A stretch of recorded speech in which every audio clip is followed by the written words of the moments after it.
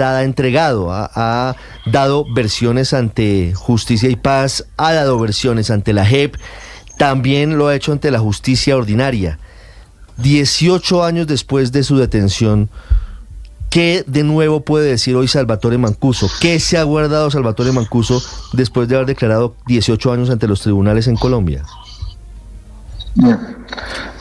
Esa es una pregunta muy interesante. Cuando tengan la oportunidad de tener a Salvatore ahí en la entrevista de fin, debe contestar eso. Yo no soy abogado de la JEP, por ejemplo, entonces no puedo decir qué dijo o qué va a decir la JEP. Lo que sí hay que decir al país es que a Salvatore, cuando lo extraditan, le quitan todos los mecanismos para reconstruir la verdad. Le quitan toda la información y lo alejan de quienes fueron sus hombres, de quienes fueron aquellas personas.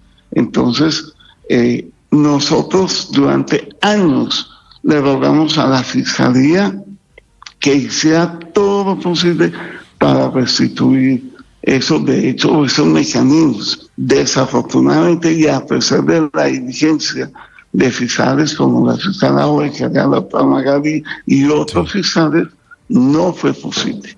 Entonces, en el último tramo llega la JEP y en 15 días se empieza a conseguir esos medios. Pero realmente lo que diga no tengo conocimiento. Doctor Páez, usted arrancó la primera pregunta diciendo que tiene que decir la verdad y reparar a las víctimas. ¿Cómo ha reparado a las víctimas Mancuso? Esa es otra pregunta que también es excelente, porque algunas personas están utilizando algo que está haciendo carrera y que aprovecho la alta sintonía para decirle a todas las víctimas del país que Salvatore ha hecho una reparación excepcional. No solamente con la verdad, no solamente realizando cultivos ilícitos cuando se movilizó, sino que en su momento entregó bienes que fueron valorados en su momento, hace 10, 15 años, en más de $100 millones. Los bienes entregados por Salvatore, devueltos para la reparación, en fin, los dineros en efectivo, todos tuvieron ese valor. Ahora, si se perdieron por falta de defensa, si se perdieron porque no hubo quienes se malversaron o porque se los tomaron terceros, como sucedió con muchos de ellos, eso no es responsabilidad de Salvatore. Todos los bienes se entregaron con vocación de reparación, con un alto valor económico y en perfecto estado de salud. Salvatore ha hecho una excelente reparación. Yo creo que, respetando a los demás comandantes, fue el que más bienes se entregó para la reparación. Sí, doctor. Perdón, María Camila, cuando usted dice más bienes entregó, ¿cuántos bienes entregó él o qué entregó él, doctor Páez? Entregó más de 400 bienes, restituyó y entregó bienes para reparación. Devolvió, digamos. Exactamente, más de 400 bienes. Sí. ¿Pero qué quiere decir más de 400 bienes? 400 bienes pueden ser 400 esferos. Bienes inmuebles. No, 400 bienes inmuebles ubicados en norte de Santander, en Córdoba, y todo eso. Tengo la certificación. ¿De cuántos bienes? Es que la gracia no es cuántos devolvió, sino cuántos se robó. No, eso sí, yo no sé. No conocí a Salvatore cuando eso, no hice parte del conflicto y eso él lo ha hecho en la justicia. Entonces, decir yo cuánto robó es como decir cuántos delitos cometieron. Eso es imposible. Doctor Páez. Lo que sí es que todos los bienes que él tenía, que fueron entregados a ese abogado, se devolvieron al Estado y a las víctimas de forma directa. Doctor Páez, ¿quién hizo el avalúo de esos bienes? ¿Quién certificó que esos bienes tenían un valor de $100 millones, como usted nos cuenta? Lo hizo un perito abogado y el mismo Estado al comienzo, por ejemplo, los de Guamo y algunos de ellos fueron hechos por evaluadores de acción social. Sí, doctor Páez, usted ha dicho que al señor Mancuso se le alejó de la posibilidad de obtener las pruebas, y en Colombia están esperando pruebas de las acusaciones de él, de que el expresidente Álvaro Uribe Vélez tenía o tiene alguna relación con la masacre del Aro o con la decisión de quitarle el esquema de seguridad al entonces alcalde del Roble, Eduardo Díaz. ¿Dónde están las pruebas, doctor Páez? ¿Qué le dice Mancuso? No, vuelvo y repito, yo higiénicamente he dicho que yo no soy abogado de la JEP, por lo tanto no tengo ese conocimiento. Eso lo maneja con otro grupo de abogados y yo no he hecho parte de esa diligencia ante la JEP. Pero, a ver, quitémosle los casos en particular. No sé si la muerte del alcalde de Robles y la masacre del Aro. ¿Mancuso para testificar contra Uribe va a presentar alguna prueba? Es que, por ejemplo, en la citación que yo conozco ante la JOPE, hay una citación por la visita que hicieron en su momento la fallecida Pérez Córdoba y otros senadores. Es la única citación, por ejemplo, en la justicia ordinaria que yo conozco que tenga. No conozco ninguna otra situación, y eso es algo que debe contar que sucedió. Sí. Pero usted, como el abogado de Mancuso, doctor Páez, usted ha hablado con Mancuso del tema de Álvaro Uribe, ¿no es verdad? Poco. Recuerde que yo he estado con él y he estado en la declaración de Justicia y Paz, y todo el país conoce lo que han dicho. Lo que ha salido frente a la gente no lo conozco. ¿Qué dicen? Porque yo leí en algunos medios, pero realmente no conozco qué ha dicho, si lo dijo de le hago una pregunta. Si hay una citación en la justicia ordinaria, un fiscal delegante de la Corte, que fue cuando dio la última variante de COVID. Le traslado a usted una pregunta que se hace a Álvaro Uribe esta mañana. Yo no sé si ya vio el mensaje de él. Dice, ¿por qué otros extraditados en el gobierno de Uribe, extraditados de Colombia a Estados Unidos, no los han convertido en gestores de paz? ¿Por qué solo Mancuso? Yo le volvería a... si el sentido del expresidente Álvaro Uribe es de legitimar el nombramiento como gestor de paz de San Bartolomé, yo le daría la pregunta al expresidente Uribe. Él, ¿por qué no lo nombró gestor de paz? Cuando el país empezaron a aparecer las bandas y todo, Salvatore le dijo que no nombrara gestor de paz, pero nombró a Karina de Razón. Entonces la pregunta es, ¿él por qué no lo hizo? Juan Manuel Santos, ¿por qué no lo hizo? Iván Duque, ¿por qué no lo hizo? Porque a todos se les envió. Bueno, básicamente por una razón, porque estamos hablando de uno de los delincuentes más terribles en la historia de Colombia. ¿Qué gestor de paz van a nombrar a Mancuso? O sea, ¿quiere que aventure una hipótesis de verdad? Porque ese señor lo que ha sido es un gestor de la guerra en Colombia. Yo no sé lo que fue Salvatore. Lo que sí puedo decir es que conoce la guerra, conoce el conflicto, conoce los orígenes, conoce cómo se vuelve a revictimizar a las víctimas, y esa es la parte que le puede y le va a aportar al país como gestor de paz. Sí, es que en Colombia nosotros tenemos la manía histórica de convertir a los grandes criminales, después perdonarlos a través de todas estas figuras. Paces, amnistías, gestores de paz, que es lo que podría pasar ahora con Salvatore Mancuso. Sí. Es el abogado de Salvatore Mancuso. Perdón, señor. Pero también tenemos la manía de traer extranjeros que no conocen el país, personas que no viven acá, a solucionar los problemas. Respeto eso, pero también es importante que aquellos que estuvieron en el pasado, que conocen esa guerra, nos ayuden, porque hay que parar, y si no, cada día va a ser peor para Colombia. Sí. Doctor Páez, Salvatore Mancuso apoyaría la idea de un tribunal de cierre que esté por encima de la JEP, como el que plantean desde las extintas FARC, ahora que son coincidentes las ideas de Rodrigo Londoño con las de Mancuso, antes enemigos a muerte en el campo de batalla. ¿Estaría de acuerdo Salvatore Mancuso con una amnistía política como la que propone el expresidente Álvaro Uribe?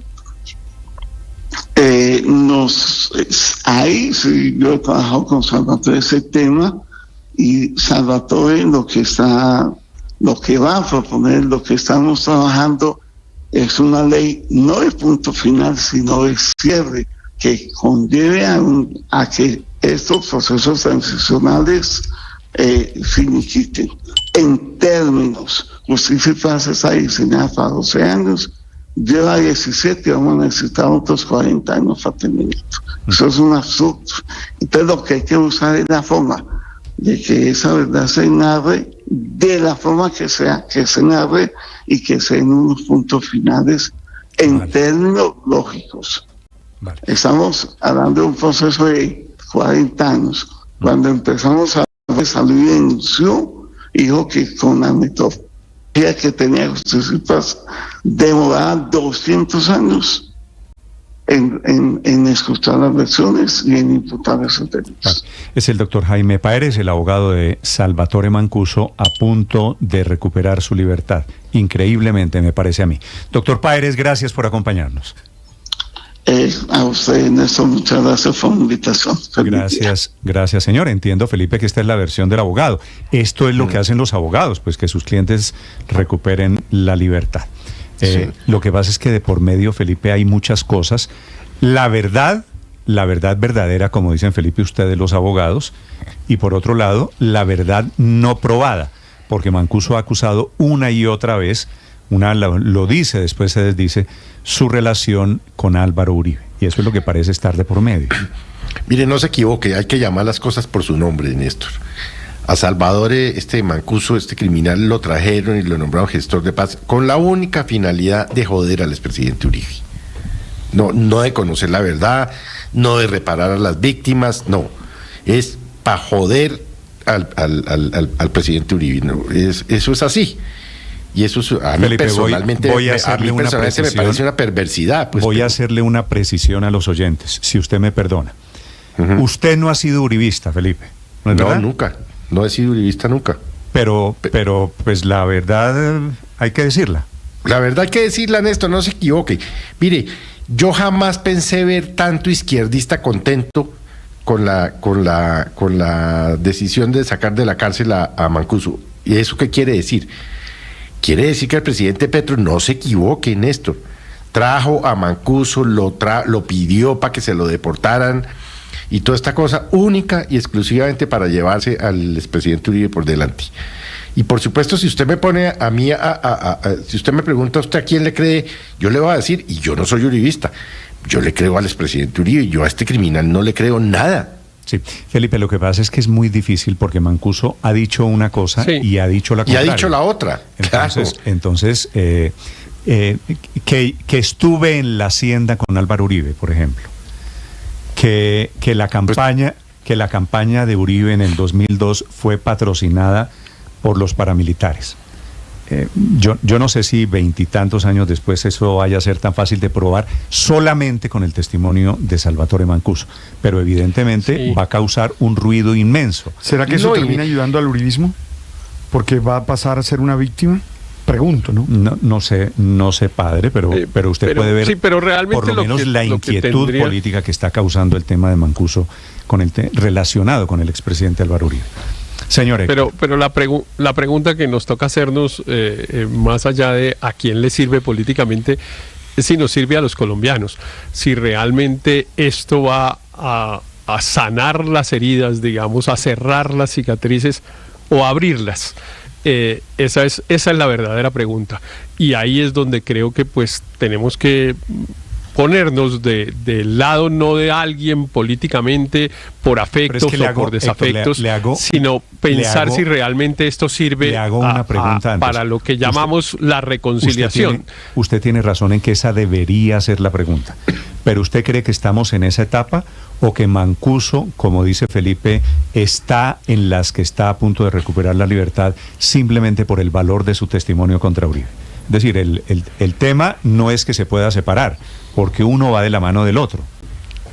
Sí, pero yo estoy de acuerdo, pero los ciudadanos lo que debemos es hacer el esfuerzo de que todas estas cosas que hagamos pues nos sirvan es a nosotros, ponernos de un bando en este momento, de un bando o del otro, pues es muy malo. Eso no hace sino afectarnos a los demás. A veces sentimos que ponernos del lado de un bando o del otro, pues como que nos alivia, como que nos hace sentir bien, y realmente eso no nos hace sino daño al conjunto. Y yo francamente creo, a la pregunta que yo estoy haciendo, yo no tengo una respuesta suficientemente formada, debo decirle, Néstor. Me parece que aquí hay unas cosas éticas que son muy difíciles. A mí me cuesta mucho trabajo ver a Salvatore Mancuso libre y verlo, digamos, un poco en la condición en la que está, que es un poco arrogante, y es una persona que causó tanto daño en Colombia, que me cuesta mucho trabajo sentir que no ha recibido el castigo que merece. Ahora, más años de cárcel en cualquier caso que Timochenko y compañía, ¿no? Que también están en libertad. Claro. No, es que no crea que yo no tengo tampoco esos dilemas éticos que le estoy expresando con esas otras personas, las de las FARC, cuyo proceso de paz yo he apoyado pues casi que fervientemente. Pero digo, a mí me parece, debo decir, que la traída de Mancuso, la liberación de Mancuso, para contestarle la pregunta, como le digo, lleno de dudas éticas, me parece que no va a servir para lo que necesitamos que sirva a los colombianos, ya que usted es la reconciliación. Yo creo que va a abrir las heridas y no a cerrarlas. Héctor, va a polarizar mucho más el país de lo que ya está. Le pregunto a los oyentes, yo creo que el ingrediente de Álvaro Uribe, Felipe, estoy de acuerdo con usted, es muy importante en la evaluación del presente y del futuro de Salvatore Mancuso. Pero les pregunto a los oyentes, para integrarlos, Felipe, ¿qué piensan de la posibilidad o de la inminencia de que Mancuso recupere su libertad? Ya lo decidió una juez de Justicia y Paz, ella se llama Luz Marina Zamora. Con buen criterio, Felipe, debo de informar que la doctora Zamora manda decir que no va a dar entrevistas, que los jueces hablan por sus sentencias, y me parece que está bien, y ella no va a hablar con medios de comunicación. Mancuso se ha caracterizado, Néstor, por politizar todos sus testimonios de verdad. Y repite lo mismo, lo ha dicho varias veces en distintos momentos, solo para crear un hecho político. Pero no nos confundamos, no podemos tapar el sol con las manos. Repite lo mismo que Repite lo mismo, entonces claro, hace los señalamientos del bloque capital, por ejemplo, contra Pacho Santos, digamos, en distintos momentos señala al uribismo claramente, a figuras importantes del uribismo, también al expresidente Álvaro Uribe, y lo hace y lo repite, y la gente pareciera que no lo hubiera escuchado hace 10 o 11 años cuando ya lo había dicho.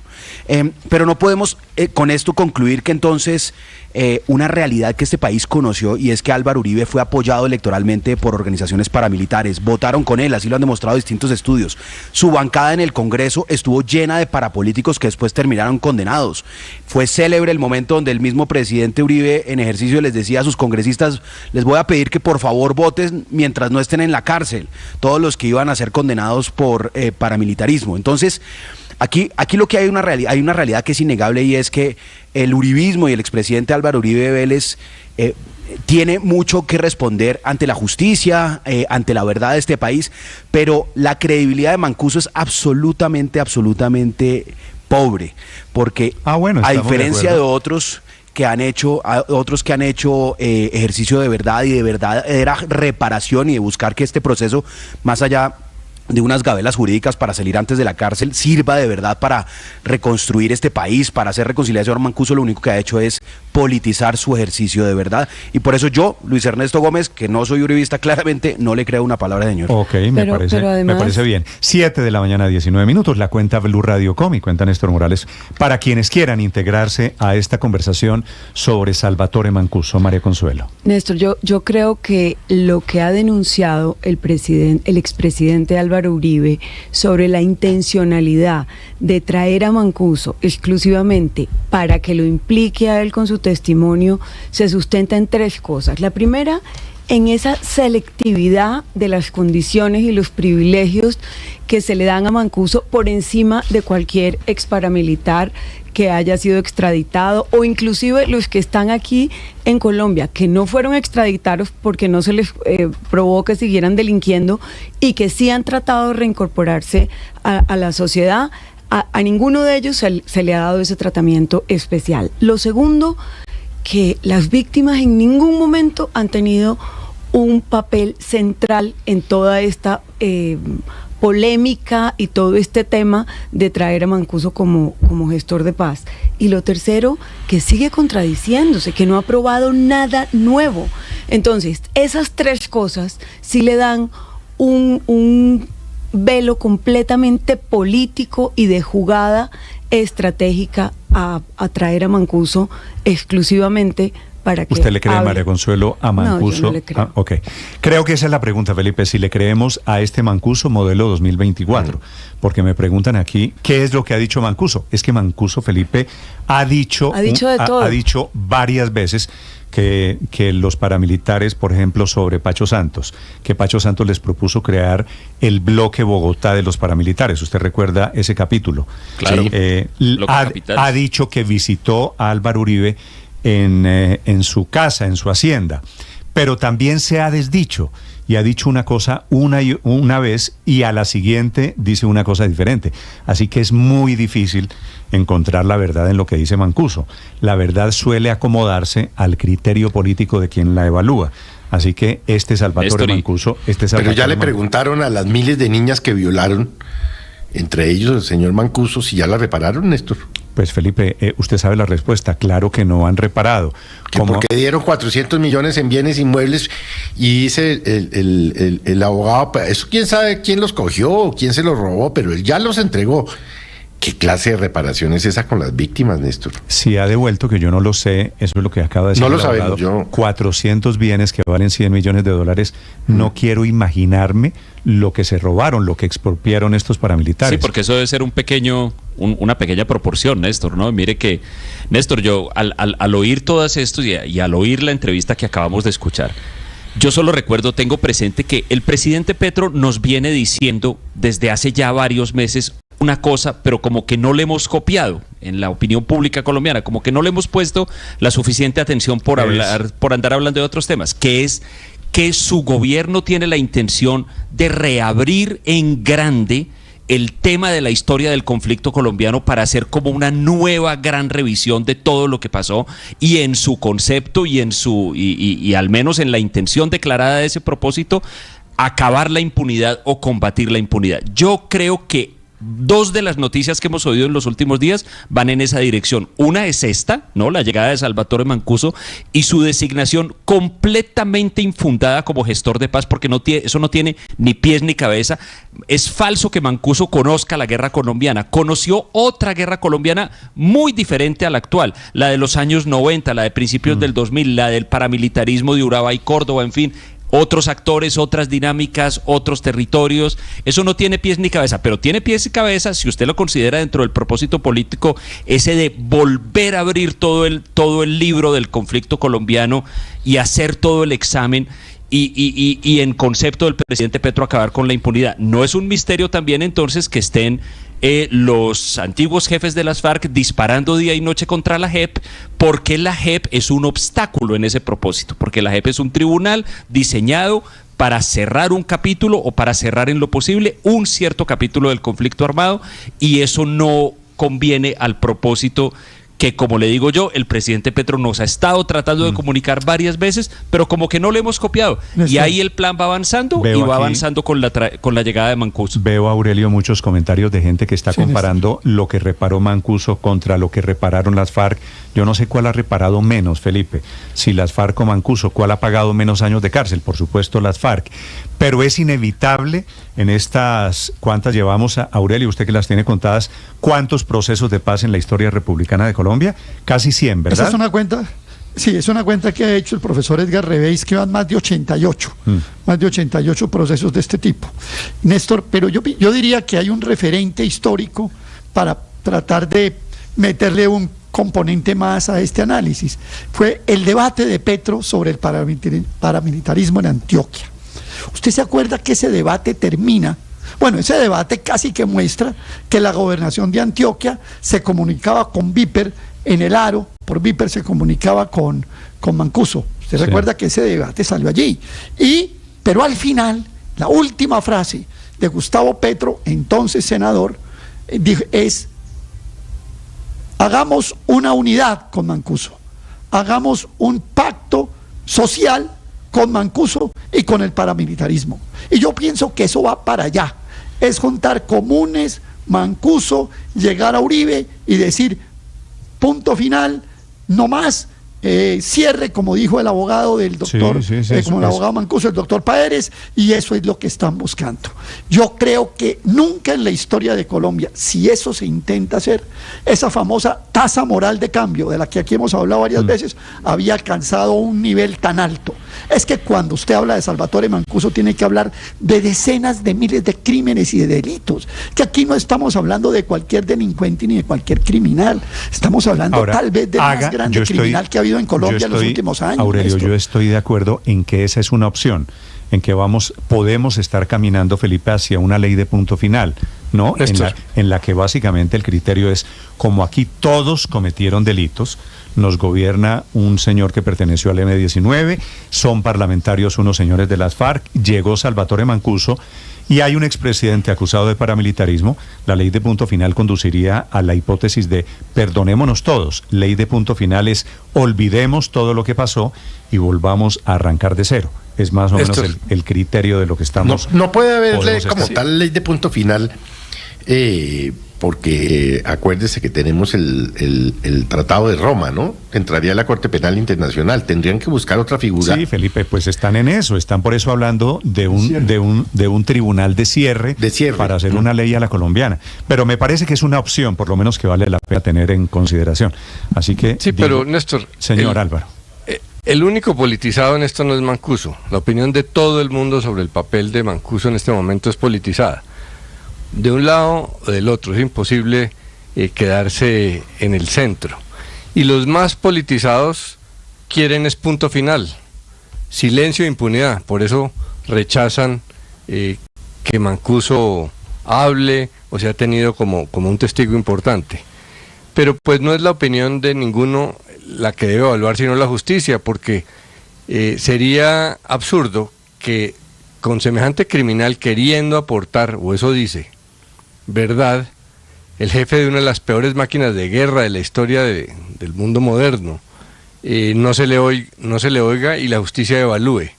Si lo que evalúa la justicia es que ahí no hay nada, pues así lo dirá. Si aporta pruebas o evidencias que permitan llegar a nuevas conclusiones, es una obligación de la justicia encontrarlas, y es una obligación de los colombianos respetar eso. Si es un mentiroso, pues la justicia dirá.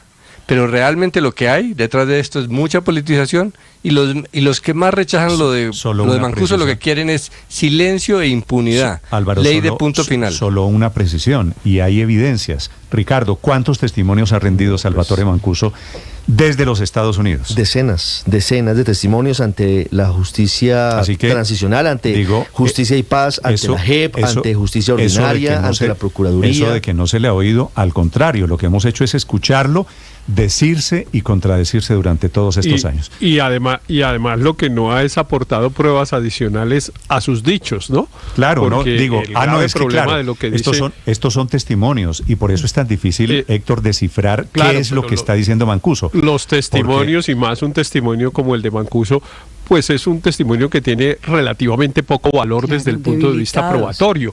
El testimonio de Mancuso realmente no sirve de nada si no se acompaña de otras pruebas distintas, documentales, eventualmente otros testimonios, pero tendrían que ser varios y poder contrastarlos, etcétera. Pero el dicho de Mancuso, desde el punto de vista judicial, para decirlo claramente, no tiene valor ninguno.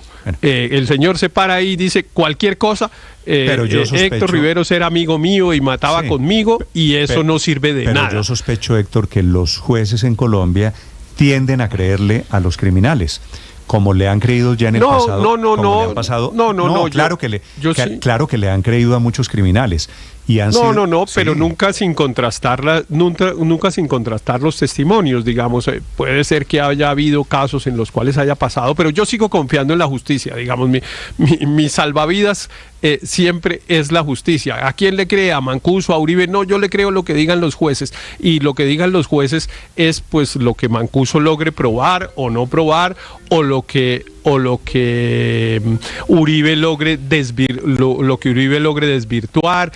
Bueno, tampoco tiene que desvirtuar nada porque obra sobre él la presunción de inocencia, entonces realmente lo que habría es que probarle su culpabilidad. Pero a mí me parece muy malo que todo esto se concentre en si esto es contra Uribe o no, lo cual, digamos, no es que sea inocente y no es que no crea que eso esté ocurriendo.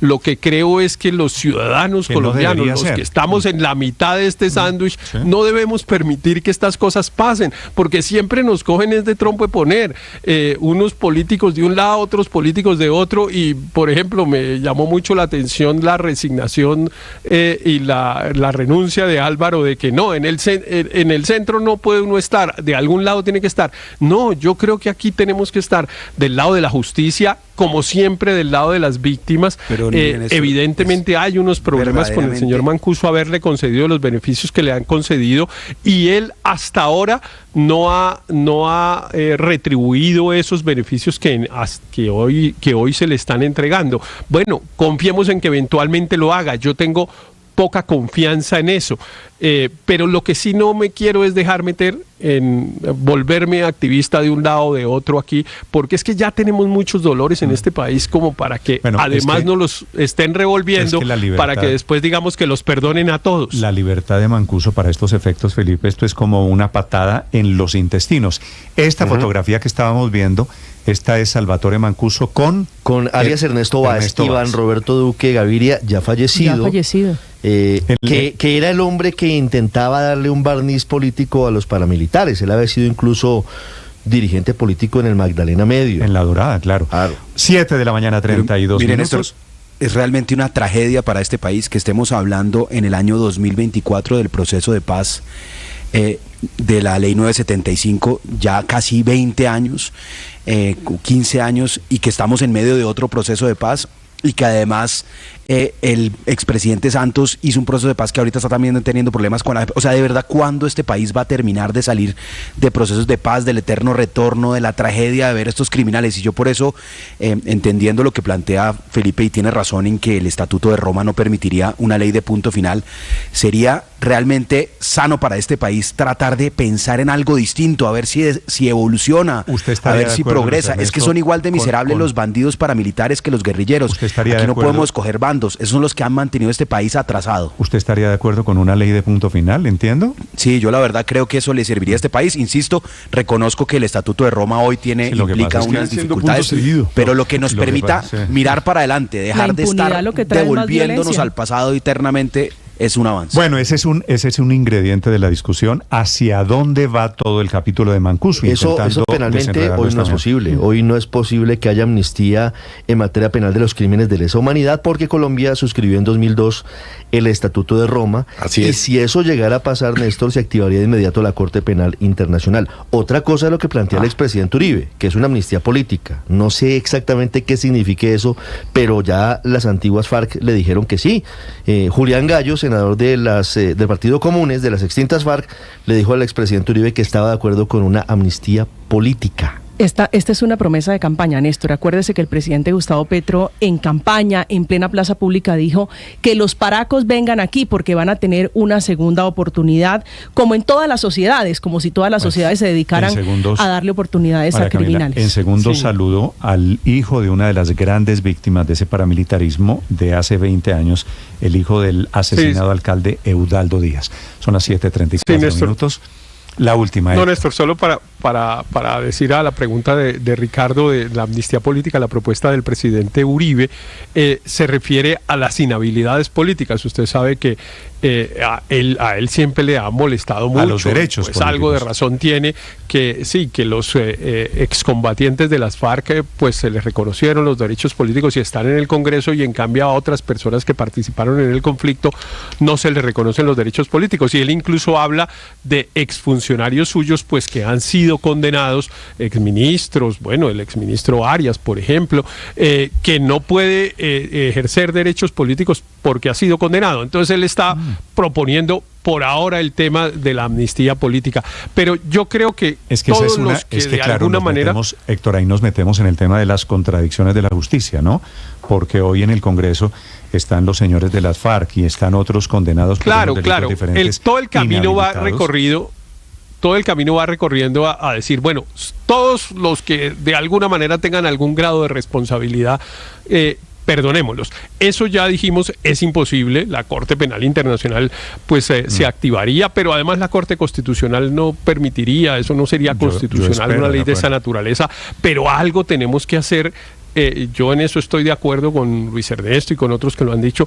Este capítulo tenemos que dejarlo cerrado. Nosotros a nuestros hijos y a nuestros nietos no podemos dejarle el zaperoco en el que nosotros hemos vivido y tenemos que encontrar yo el no sé camino si- para cerrar ese capítulo. No sé si el camino sea el equivalente. Sí, eso es más o menos lo mismo. Con otro nombre, Sí, es pero- una ley de perdonémonos Entonces, todos y volvamos a arrancar Claro, pero de cero. ahí, por ejemplo, surgen dudas frente a personajes que han incumplido reiterativamente los compromisos de paz. ¿Qué hacer con Iván Márquez? ¿Esto finalmente va a ser un penultimátum? ¿Va a tener la sociedad colombiana que reabrir en 10 años la ley de punto final para que Esa entre es Iván una- Márquez? es ¿O una que buena entre un definición. reincidente a quien no le cabe ninguna consecuencia después porque lo premiamos con las mismas condiciones como si no hubiese cometido ningún tipo de incumplimiento a los acuerdos? Le agradezco el término, Ricardo, lo meto aquí al diccionario. Vivimos de penultimátum en penultimátums. penultimátums. Son las 7 de la mañana, 36 minutos. Juan David Díaz es víctima de Salvatore Mancuso, víctima directo, porque su padre era don Eudaldo Díaz, en la época en el gobierno de Álvaro Uribe, que fue el alcalde que pidió protección y lo mataron los paramilitares. Juan David, buenos días. Buenos días, Néstor. Buenos días, Felipe. Buenos días a todas las personas que escuchan Blue Radio.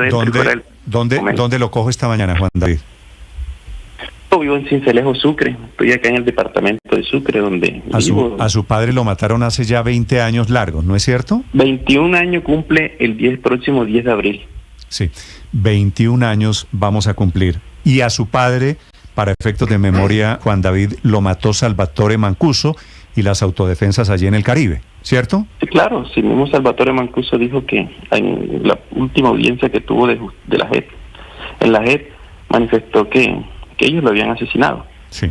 Juan David, en esa condición, víctima porque a su papá lo ordena matar Mancuso, usted de la Asociación del Movimiento Nacional de Víctimas por estos crímenes, ¿qué piensa de la posibilidad del caso Mancuso, de que está a punto de recuperar su libertad?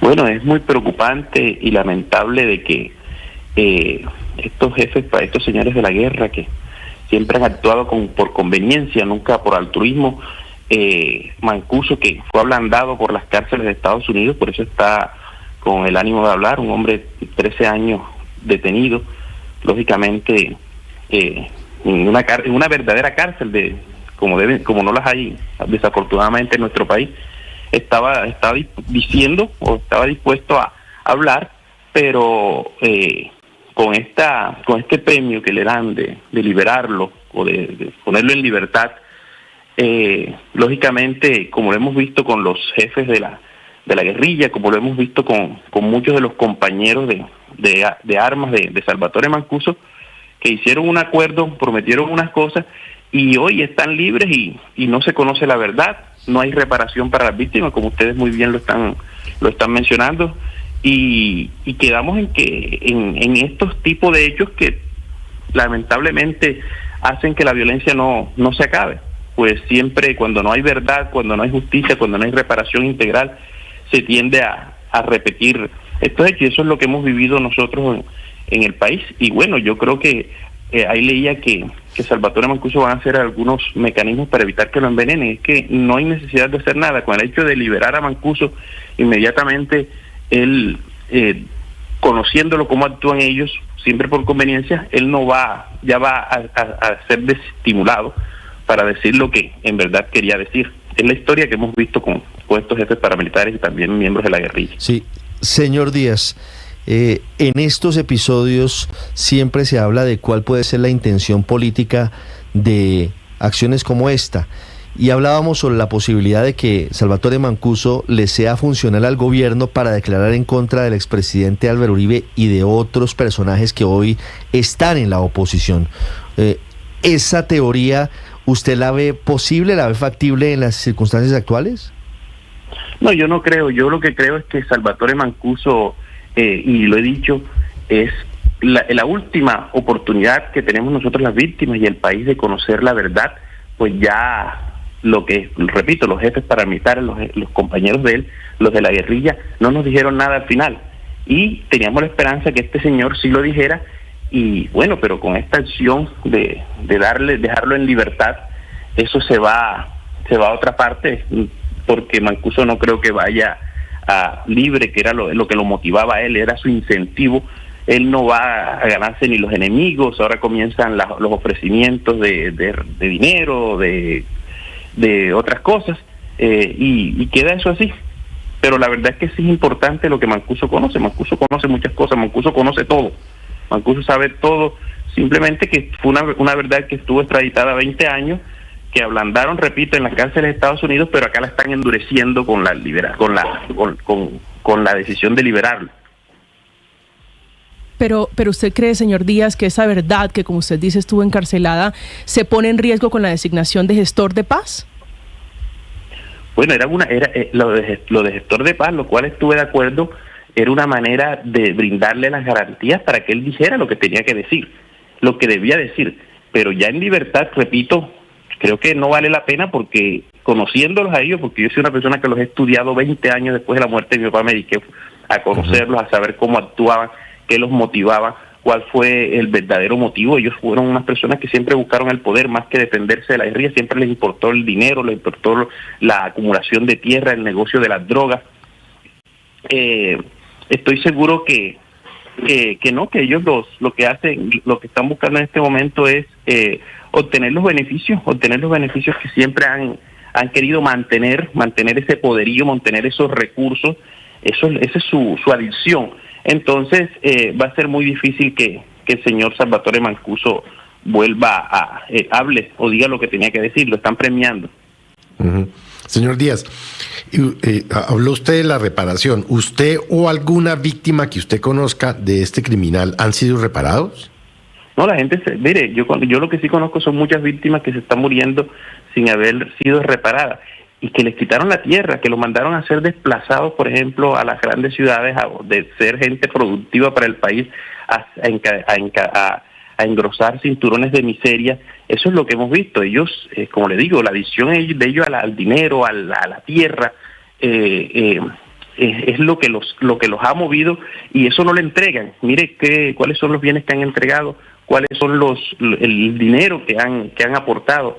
No existe, todo eso está guardado, eso lo tienen ellos. Yo le critico a Salvatore Mancuso que, su antigua aliada, eso lo sabe todo el país, que lastimosamente nadie lo dice, alias La Gata, acaba de morir. Yo espero que ahora se acaba ese pacto, ese pacto de silencio que tenía con ella, porque todos manifiestan que era quien le lavaba el dinero a Salvatore Mancuso, miles y miles de millones de dinero. Ese es un buen récord de dólares. Juan David, déjeme hacerle una pregunta final. El abogado de Mancuso acaba de decir que Mancuso entregó, ¿cuántas dijo? 400 propiedades, ¿verdad? Sí, valoradas, dice él, en 100 millones de dólares. Esas propiedades, ¿quién las tiene? ¿Quién hizo el avalúo? Usted como cabeza, como vocero de ese movimiento de víctimas, ¿qué sabe sobre lo que supuestamente entregó Mancuso? Néstor, ni usted ni ningún periodista de este país ha mencionado o ha reportado la noticia de entrega de bienes de Mancuso a la ciudadanía. No existen, no hay, ni tampoco de los otros grupos paramilitares. Eso no lo hemos visto nosotros. O sea, las víctimas en Sucre, y si usted lo mira en otro departamento del país, es un caso típico. No hay reparación, esos recursos no se saben dónde están. Ahí veíamos hace días precisamente de que encontraron unos folios escondidos de los bienes de alias La Gata que se decomisaron hace varios años y seguían administrados por ellos mismos. Yo me imagino que es importante hacer una verdadera persecución de los bienes de estos jefes paramilitares y también de la guerrilla, y seguro que vamos a encontrar respuesta a la pregunta que usted me está haciendo. Eso termina en manos de ellos mismos. Lo que pasa es que tenemos una justicia, como le digo, endeble, muy blanda, pero que no ablanda a los delincuentes como sí lo ha hecho la de los Estados Unidos. A Salvatore Mancuso lo mandaron blanditico de Estados Unidos. Acá la justicia colombiana lo está endureciendo. Sí, lo mandaron blanditico, pero me da la impresión todavía muy rico a este Salvatore Mancuso. Juan David, es un gusto saludarlo. De nuevo. Gracias a ustedes por darme la oportunidad, y aquí siempre estaremos prestos para que el país sepa cómo está la verdadera situación de las víctimas y de estos criminales, ¿no? Que es la manera además de recordar a su padre. 7 de la mañana, 45 minutos en Mañanas Blue. Estás escuchando Blue Radio.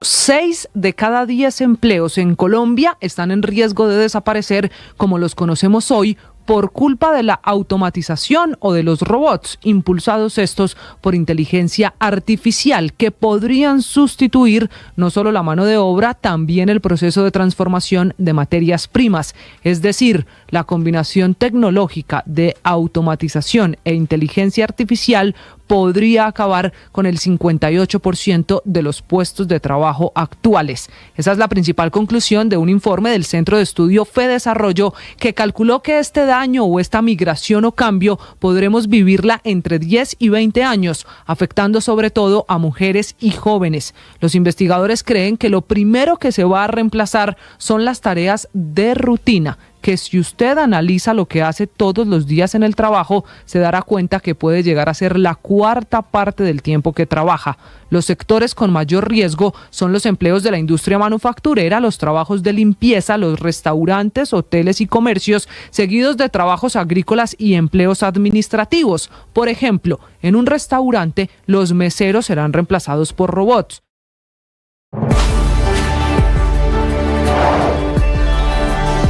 Ahora nuestro contenido no solo se escucha, también se ve. Todo es gravísimo y no pasa nada. Algunos en ese límite de la ilegalidad. Bienvenido, gracias por estar conectado. En Blue le ponemos cara a la radio, a la opinión y al debate, a los diferentes puntos de vista, al rigor periodístico, a los hechos deportivos, a la opinión, al humor y al entretenimiento. Le ponemos cara a la radio. Suscríbase a nuestros canales de Facebook y YouTube y desde las 6 a.m. hasta las 7 p.m. disfrute de toda nuestra programación en vivo. Blue, la alternativa.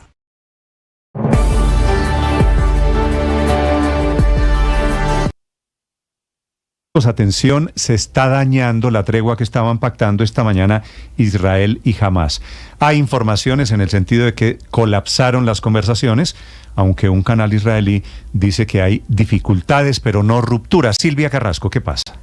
Exactamente, estamos viendo qué es lo que va a ocurrir con esas conversaciones cuando faltan apenas 4 o 5 días para que comience Ramadán, y lo que ha ocurrido es que no hay avances, que definitivamente se suspendieron esas conversaciones que se estaban llevando a cabo en el Cairo, aunque Hamás permanece en el Cairo, dice, para seguir hablando con los mediadores. El punto de desacuerdo es lo que mencionábamos más temprano. Netanyahu, el gobierno israelí, le exige a Hamás que entregue los nombres de los rehenes que continúan con vida, porque ahí hay una seria discrepancia. Se sabe que hay 130 personas en manos de Hamás, pero el gobierno israelí cree que 30 de esos rehenes han muerto. En cambio, Hamás dice que son 70 los que han muerto, y por lo tanto lo que le exige el gobierno israelí a Hamás es que diga quiénes son los que siguen con vida, y parece ser que Hamás no tiene capacidad para entregar esa información, porque los rehenes no estarían todos en sus manos, sino que estarían en manos de otros grupos dentro de la propia Gaza. Lo que va a pasar en las próximas horas no lo sabemos. Lo que decía, la delegación de Hamás sigue en el Cairo conversando con las personas que están actuando como mediadores, y lo que dice Hamás es que la pelota está en terreno de Israel, que Israel es el que tiene que firmar esta tregua, este acuerdo de 40 días de tregua para que comience el día 8 de marzo, pero que dicen por lo menos los mediadores de Hamás que lo que no quiere Benjamín Netanyahu es conseguir la paz, que no es parte de su interés, pese a toda la presión internacional que tiene sobre él, la presión de Estados Unidos. Dice Hamás que es Netanyahu el que se niega a firmar la paz, Néstor. Silvia, gracias. Desafortunadamente se está dañando. 7 de la mañana, 49 minutos. Y a propósito, en Estados Unidos se están abriendo esta mañana las urnas, las elecciones primarias en Estados Unidos. Hoy es el famoso supermartes, con el cual comienza el calendario electoral, el grande, de cara a las elecciones presidenciales del próximo mes de noviembre. Desde Washington, Juan Camilo. Se han abierto, Néstor, se están abiertos de manera progresiva en cada uno de los estados dependiendo de su uso horario, pero también hay que destacar que en algunos estados hubo jornada de votación anticipada, entonces ya están votando desde hace varios días. Es una jornada que marca un punto de inflexión en la carrera para sellar la nominación tanto por el Partido Demócrata como por el Partido Republicano. Más de un tercio del total de delegados necesarios para sellar la nominación están en juego. Hay 865 delegados por el Partido Republicano, siendo necesarios 1.215 para obtener la nominación. Trump tiene acumulados hasta ahora 273 delegados y por los lados del Partido Demócrata hay 1.420 en juego, 1.969 son necesarios y Joe Biden tiene asegurados hasta este momento 206 delegados. La primaria es vista de cierta manera como un formalismo, porque tanto Joe Biden como Donald Trump están totalmente perfilados a obtener sus nominaciones y a enfrentarse el próximo 5 de enero en elecciones generales. El efecto que habrá, o más bien en efecto habrá votaciones en 16 estados y un territorio. Tanto republicanos como demócratas tendrán procesos de elección en 15 estados, porque en Iowa solo habrá votaciones demócratas y en Alaska solo votarán los republicanos. El pulso también es una oportunidad para ambos partidos para poner a prueba a sus simpatizantes. Entusiasmo especial, por ejemplo, espera el expresidente Donald Trump, quien en las últimas horas recibió un espaldarazo de la Corte Suprema luego de la decisión de mantener su nombre en tarjetones como el de Colorado, de donde se le había sacado por señalarlo de haber estado envuelto en una insurrección y le estaban aplicando una enmienda constitucional. Pues la Corte aseguró que los estados no tienen el mandato constitucional para hacer eso. Donald Trump celebró esa decisión. Whether it was the leading candidate or a candidate that was well down on the totem pole, you cannot take somebody out of a race. The voters can take the person out of the race very quickly. Ahí decía Trump que no importa si es un candidato que está liderando las encuestas o que es un candidato que está en el fondo, no se puede sacar así a alguien de la contienda. Los votantes sí pueden sacar a una persona de la carrera muy rápidamente, pero un tribunal no debería estar haciendo eso y la Corte Suprema lo resolvió muy bien. Y realmente, dice Trump, creo que será un factor unificador porque la mayoría de estados están encantados de tenerme. Hoy el expresidente se encontrará en Mar-a-Lago, allí sostendrá una fiesta para ver los resultados que se empezarán a conocer a partir de las 7 de la noche y se espera que dé declaraciones. Joe Biden estará aquí en Washington. Néstor. Gracias, Juan Camilo. 7:52. Hoy hace 11 años murió Hugo Chávez y el gobierno Maduro, su sucesor, parece celebrarlo con un nuevo acto de censura. La dictadura ordenó al canal alemán Deutsche Welle salir del aire, retiraron a Deutsche Welle de todos los canales, de todos los programas de televisión por suscripción en Caracas y en toda Venezuela. La acusación contra la Deutsche Welle es que hizo un programa diciendo la verdad que le incomoda al presidente Maduro. Desde Caracas, Santiago Martínez. Sí, Néstor, nuevamente en Venezuela un canal de televisión menos que ver o que al menos estuviese entre las opciones a elegir. Ahora el turno, como tú dices, es para DW, Deutsche Welle, el canal alemán de noticias y entretenimiento que desde anoche salió de la programación de las empresas de televisión por suscripción. Esta vez fue sin anuncio previo como ocurrió en el pasado con otros medios, es decir, de repente dejó de aparecer en la parrilla de programación.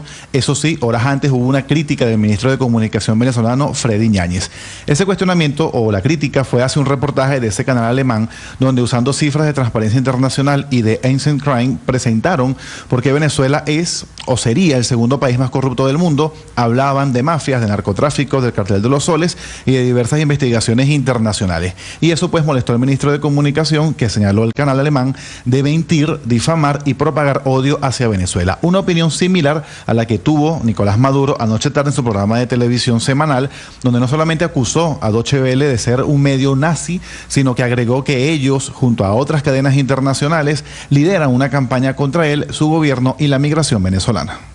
Una campañita dirigida por CNN en español, por Associated Press, AP y otros medios, entre ellos un medio nazi de Alemania, DW, la Deutsche Welle, un medio nazi.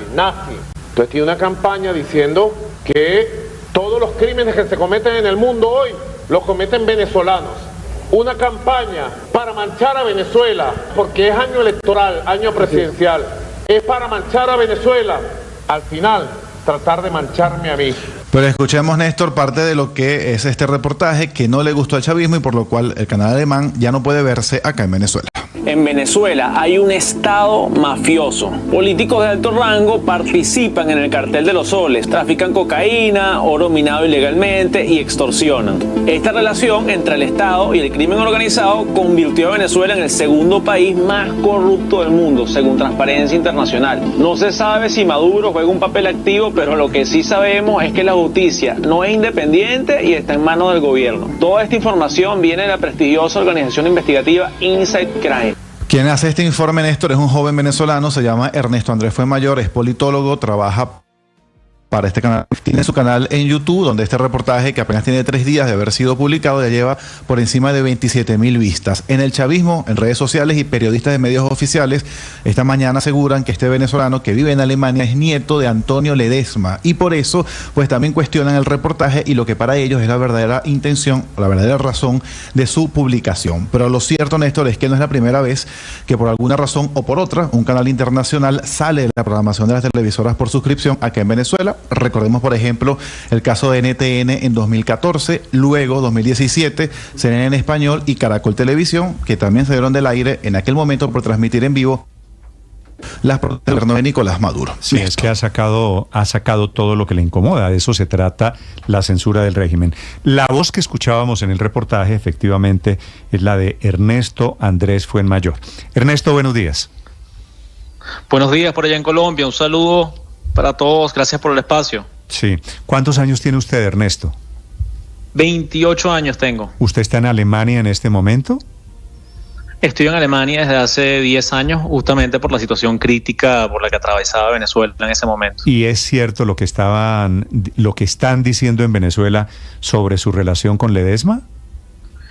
Antonio Ledesma es mi abuelo, sí. Lo que no es cierto es que tenga algún tipo de relevancia en esto, ¿no? Son, digamos, falacias lógicas, como que se ataca la integridad de la persona o partes de la biografía de una persona para quitarle relevancia o poder a lo que dice, lo cual es, como digo, una falacia. Además de que ser nieto de Antonio Ledesma no es ninguna deshonra, todo lo contrario. Sí, Antonio Ledesma ha sido un defensor de... Estoy de acuerdo con usted. La libertad en Venezuela. Me parece que es la clase de afirmaciones que dicen más de quien lo pone como denuncia que del denunciado. Pero hablemos del tema. Ernesto, ¿qué está pasando con la Deutsche Welle? Porque la voz que escuchábamos en el reportaje es la suya. Obviamente es un reportaje muy duro, hablando de mafia estatal en Venezuela, denunciando el cartel de los soles, hablando de la corrupción del régimen. ¿Por qué lo sacaron y qué está pensando la Deutsche Welle hoy sobre el régimen de Maduro? Sí, lo primero es que lo sacamos en nuestro programa de YouTube, ¿Cómo te afecta? ¿No? O sea, fue un formato bastante específico que es nuevo, es un formato fresco que busca llegar a la gente más joven, y lo sacamos sobre todo, como todo lo que sacamos en Cómo te afecta, muy, muy bien fundamentado, no solamente basándonos en el reportaje de 92 páginas muy explícito que hace Inside Crime sobre cómo se ha integrado el crimen organizado en las estructuras estatales de Venezuela, sino también en el trabajo del Global Investigative Journalism Network y de trabajos del Consorcio Europeo de Investigación Política. O sea, aquí nadie está inventando nada. La Deutsche Welle no publica inventos. Eso es una cosa que la empresa está formada de una manera que no se publiquen inventos, ni calumnias, ni propaganda. Esto es un equipo grandísimo. Yo soy solamente la cara del programa, ¿no? De Cómo te afecta, pero realmente somos un equipo de 20 personas investigando y redactando este trabajo. Lo más relevante es lo que salió fue el reel. Eso se hizo viral en Venezuela y es la razón por la que Maduro tumbó la señal de Deutsche Welle, pero lo que realmente tiene peso es el programa que tenemos en YouTube de 26 minutos, sí, de Cómo te afecta, en el que entramos a profundidad en el tema, que eso no lo mencionaron en el régimen ni lo mencionan en redes sociales. Ahí realmente mencionamos cuál es el problema de cómo se ha integrado el crimen organizado a las estructuras de poder en Venezuela.